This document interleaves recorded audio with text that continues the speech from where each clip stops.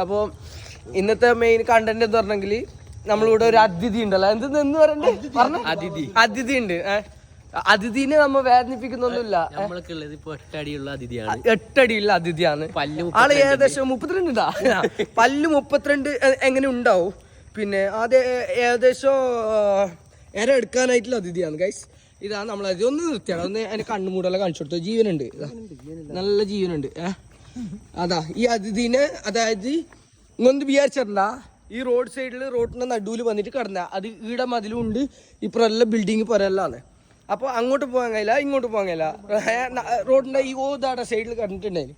അങ്ങനെ നേരെ പിടിച്ചിട്ട് അവിടെ കൊണ്ടിരുന്നത്. ഇപ്പോൾ സ്മെല്ലുണ്ടല്ലേ, നല്ല സ്മെല്ലുണ്ട്. അതിന് മോശനോ ലോശനോ എന്തോ പുറത്തേക്ക് വിട്ടിട്ടുണ്ട്.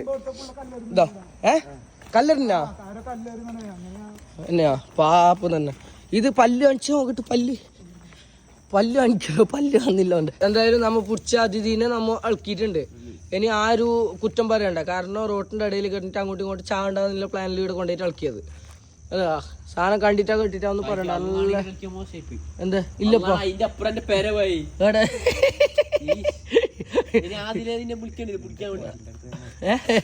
എല്ലാ എലിയെല്ലാം പായുന്നതാ, അതിനനങ്ങായില്ല ആടെ കിടന്നോണ്ട്.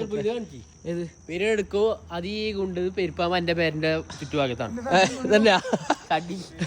അപ്പൊ ഗൈസ് പെരുപ്പാമ്പിനെ പിടിച്ച് കൊണ്ടുപോയിട്ട് സേഫ് ആയിട്ട് ഇളക്കിയതാ. നോക്കിക്കോട്ടാ, ഇനി ഒന്ന് കണ്ടിട്ട് കേട്ടിട്ട് ഞമ്മ അതിനെ കൊന്ന് പിടിച്ച് ഇതൊന്നും പറയണ്ട. നമ്മ ഇളക്കി നമ്മെല്ലാരും പോകുന്നുണ്ട്. എന്തായിരുന്നാ കുശാന്റെ ഇറക്കിക്ക് വന്ന് ഇനിയിപ്പോ പിടിച്ചതിനെ തിരിച്ചടിക്കോ. അപ്പോൾ അതായത് ഈടെ വീടോ കുഞ്ഞോളോ എന്തെങ്കിലും ഉണ്ടോ നോക്കാൻ വേണ്ടിയിട്ട് പോകുന്നമ്മോ, വേറെ രണ്ടാമത് പിടിക്കാൻ വേണ്ടിയിട്ടൊന്നല്ല. ഓക്കെ, ഇത് അടുത്തേക്ക് വരുന്ന ഇവിടത്തേക്കാ ഇല്ലപ്പോ ഇവിടുന്ന് ഇവിടെ പോരൊന്നില്ലല്ലോ.